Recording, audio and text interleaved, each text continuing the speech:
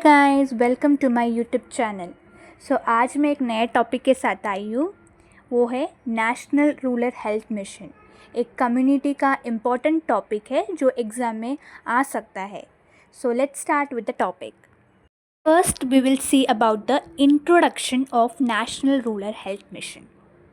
The National Rural Health Mission was launched on 5th April 2005 throughout the country for providing better rural health services.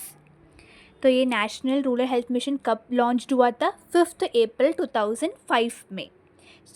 MCQ में भी आ सकता है कि कब ये लॉन्च हुआ था, तो आपको याद रखना है ये लॉन्च हुआ था 5th अप्रैल 2005 में।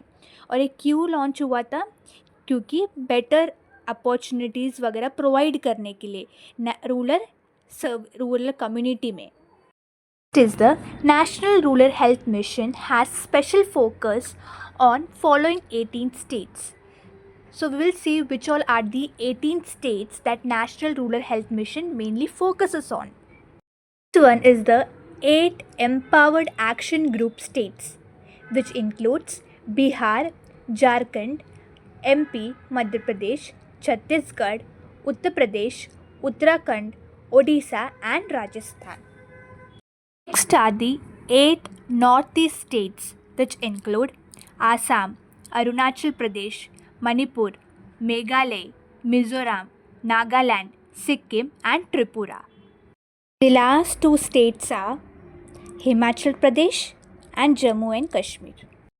Next we will be seeing about the objectives: to provide accessible, affordable, accountable and effective primary health care especially for poor and vulnerable population.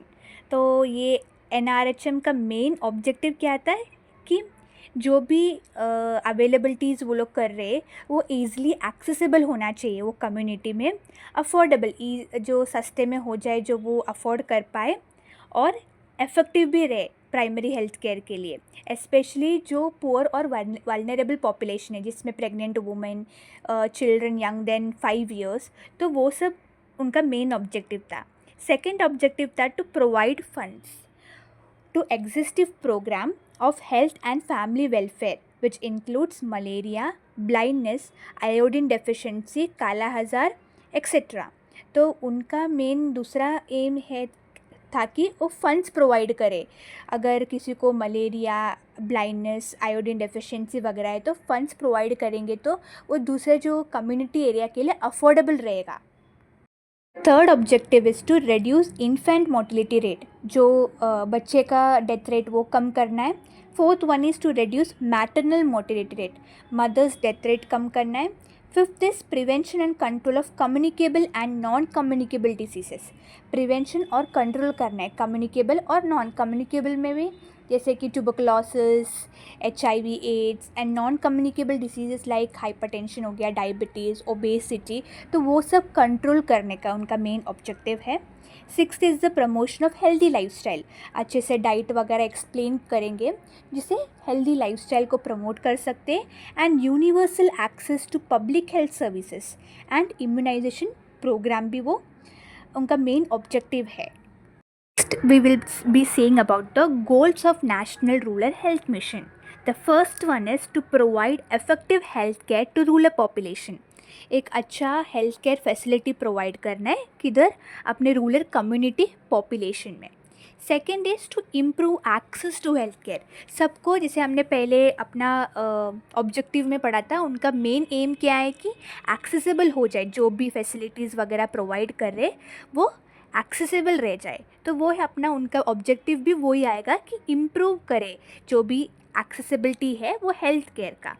Enhance equity and accountability, मतलब इक्वली डिस्ट्रीब्यूशन हो जाए सब community area में, ना कोई भेदभाव हो। अगर if there is higher population in a community area, so we can not give more importance to higher population, like so हमें क्या इक्विटी और अकाउंटेबिलिटी रखना है। And fourth one is integration with other sectors, सब मिलजुल के काम करना चाहिए, जैसे ICDs प्रोग्राम होते हैं। ICD मतलब इंटीग्रेटेड चाइल्ड डेवलपमेंट स्कीम का एक प्रोग्राम है। फिर सैनिटेशन, प्रॉपर क्लीनिंग, सैनिटेशन होना और ड्रिंकिंग वाटर, तो ये सब अगर एकजुट करके हमने सबका बारे में एकदम इक्वली सब कुछ देखा, अगर हमने प्रॉपर सैनिटेशन देखा, ड्रिंकिंग वाटर अगर क्लीन है, सैनिटाइज है, तो क्या होगा, इंटीग्रेशन अगर सब सेक्टर्स के साथ अच्छा रहेगा, हम proper accessibility, proper community area में हमारा जो ये मिशन है वो अकम्प्लिश हो जाएगा। नेक्स्ट सब टॉपिक इज़ फंक्शंस ऑफ। अभी फंक्शंस देखेंगे। तो पहला है antenatal and postnatal checkup. It's the main important function है कि एंटीनेटल और पोस्टनेटल चेकअप होना ज़रूरी है।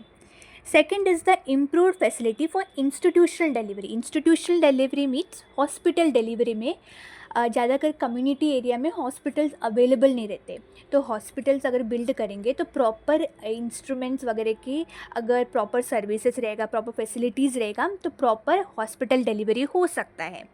Third is trend community health worker. जो ज़्यादातर कम्युनिटी में भी हेल्थ वर्कर्स रहते हैं, आशा वर्कर्स, उनको अगर प्रॉपरली ट्रेन करेंगे तो वो भी एक बेटर एजुकेशन दे सकते हैं कम्युनिटी एरिया में। Fourth is complete immunization. जो बेबी बॉर्न होते, मेनली क्या होता है, कम्युनिटी एरियाज़ में इम्यूनाइजेशन का प्रोटोकॉल नहीं होता है, प्रॉपर इम्यूनाइजेशन का शेड्यूल नहीं होता है। तो अगर if we have a proper trained community health workers, ASHA workers वगैरह है, तो वो इम्यूनाइजेशन के बारे में एडुकेट कर सकते हैं एंड बच्चे को प्रॉपर टाइम पे इम्यूनाइजेशन दे सकते हैं, सो दैट फर्दर कोई कॉम्प्लिकेशंस ना हो। Fifth is proper hospital care. अगर हॉस्पिटल में भी प्रॉपर, जैसे मैंने पहले बोला, प्रॉपर फैसिलिटीज़ रहेंगे, इक्विपमेंट्स अवेलेबल रहेंगे, तो हॉस्पिटल केयर हम आसानी से दे सकते हैं। Sixth is health and nutrition services at anganwadi. Anganwadi में जो बच्चे लोग आते हैं उनको प्रॉपर न्यूट्रिशन और हेल्थ सर्विसेज देना चाहिए। And seventh is proper selection of ASHA. ASHA का प्रॉपर सिलेक्शन होना चाहिए, तो उसके भी अलग अलग रिक्वायरमेंट्स है जो मैं अगले वीडियो में बनाऊंगी और आपको डिटेल में बताऊंगी कि क्या क्या सिलेक्शन होते हैं आशा वर्कर्स के। तो अगर वो भी प्रॉपर रहेगा तो हमारा हेल्थ जो अपना कम्युनिटी है वो प्रॉपरली सेटल्ड होगा और प्रॉपरली growth होगा।